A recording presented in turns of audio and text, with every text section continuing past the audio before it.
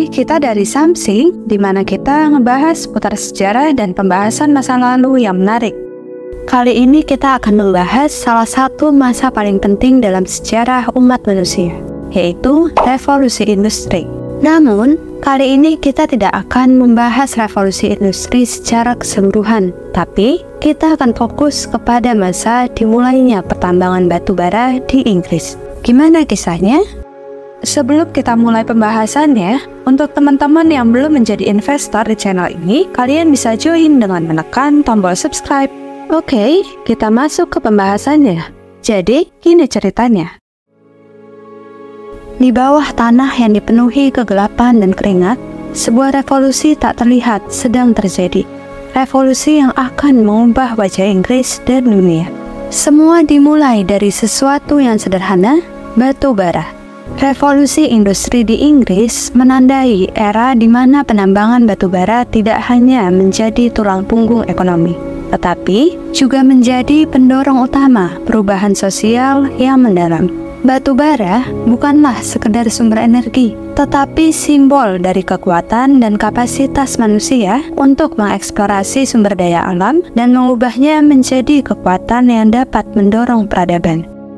Penambangan batu bara di Inggris memiliki sejarah yang panjang. Sejak abad ke-16, ketika kayu menjadi semakin langka, masyarakat Inggris mulai beralih ke batu bara sebagai sumber energi utama mereka, terutama untuk kebutuhan bahan bakar untuk semua jenis mesin uap di pabrik, transportasi, dan pertanian. Karena penerangan menggunakan gas batu bara dan kokas diperlukan untuk membuat besi dan baja, sehingga permintaan batu bara terus meningkat.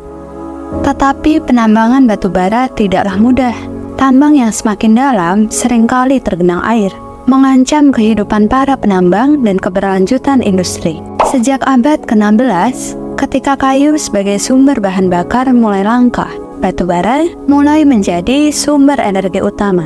4 wilayah utama yang menjadi pusat penambangan adalah South Wales, Skotlandia Selatan, Lancashire, dan Northumberland. Lokasi ladang batu bara ini sangat strategis karena berada di dekat jalur air, memudahkan pengangkutan batu bara ke berbagai daerah lainnya. Ketika Inggris mulai mengeksplorasi dan mengeksploitasi batu bara lebih awal dibandingkan negara-negara Eropa lainnya, hal ini memberi mereka keuntungan besar dalam revolusi industri yang sangat bergantung pada batu bara. Tahun 1712, sebuah inovasi yang akan mengubah segalanya lahir.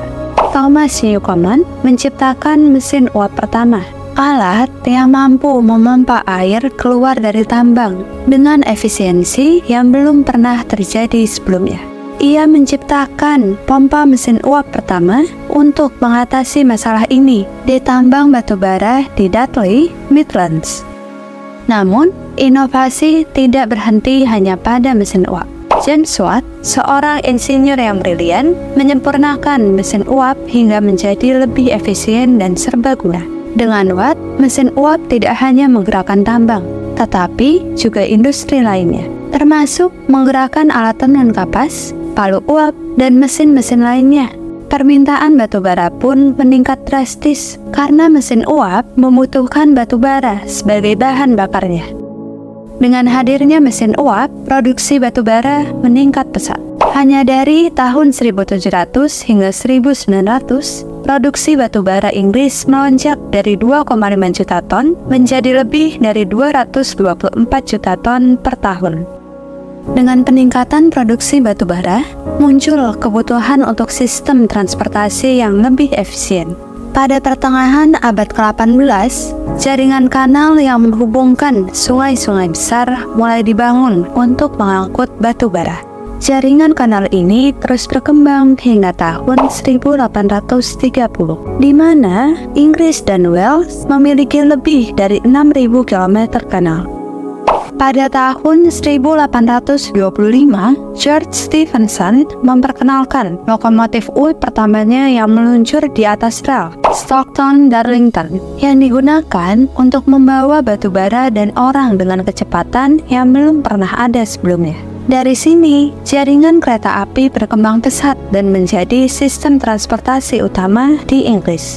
Kota-kota pertambangan tumbuh pesat, menjadi pusat ekonomi baru. Ribuan orang pindah dari desa-desa ke kota-kota ini, mencari pekerjaan dan penghidupan di bawah tanah yang gelap. Tapi, kehidupan di tambang penuh dengan bahaya. Penambang menghadapi resiko runtuhan, banjir, dan gas beracun setiap harinya dengan hanya sedikit perlindungan. Untuk mengurangi bahaya, Humphrey Davy menciptakan lampu keselamatan yang mengurangi resiko ledakan gas. Penemuan ini menjadi simbol harapan di tengah kegelapan tambang.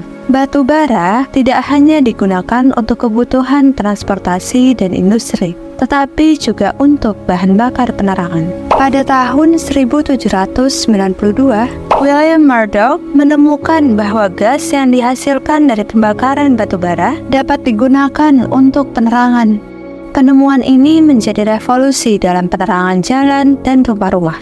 Pada tahun 1812, London menjadi kota pertama yang menerapkan sistem penerangan gas batu bara secara luas, diikuti oleh kota-kota lain di Inggris dan dunia. Penerangan gas batu bara mengubah kehidupan perkotaan secara signifikan. Jalan-jalan yang sebelumnya gelap kini terang, membuat kota lebih aman dan memungkinkan aktivitas malam hari seperti restoran dan hiburan tumbuh pesat. Gas batu bara juga menemukan jalannya ke rumah-rumah, memberikan cara baru untuk memasak dan memanaskan ruangan. Revolusi energi ini mengubah cara hidup masyarakat Inggris.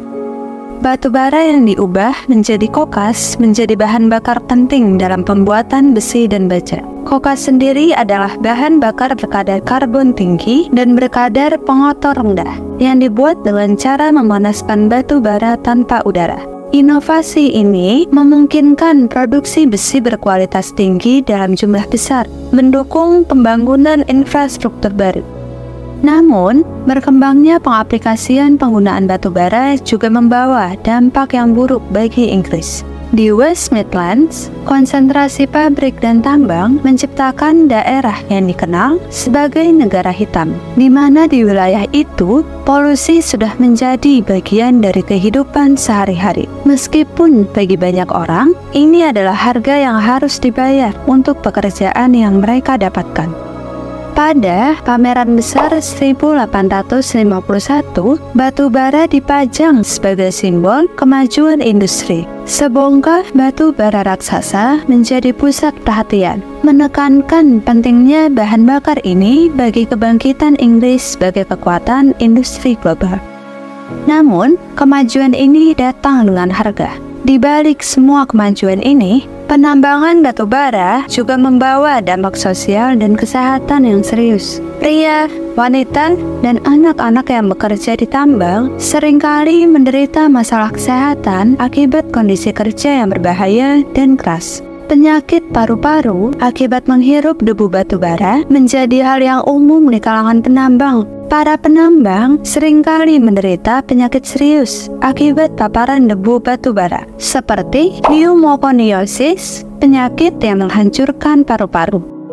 Tekanan publik dan meningkatnya kecelakaan kerja memaksa pemerintah untuk bertindak. Pada tahun 1842, Undang-Undang Pertambangan disahkan, melarang wanita dan anak-anak di bawah 10 tahun bekerja di tambang, serta meningkatkan standar keselamatan. Selain kondisi kerja yang berbahaya, ledakan gas di tambang juga menjadi ancaman serius. Untuk mengatasi hal ini, pada tahun 1815, Humphrey Davy dan George Stephenson menciptakan lampu keselamatan yang dapat mendeteksi gas berbahaya.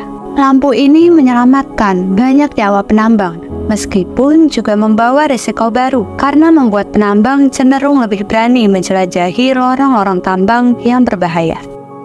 Batu bara tidak hanya membakar mesin-mesin pabrik, tetapi juga menggerakkan perekonomian Inggris. Revolusi industri membuat Inggris menjadi kekuatan ekonomi global, dengan batu bara sebagai pondasi utamanya.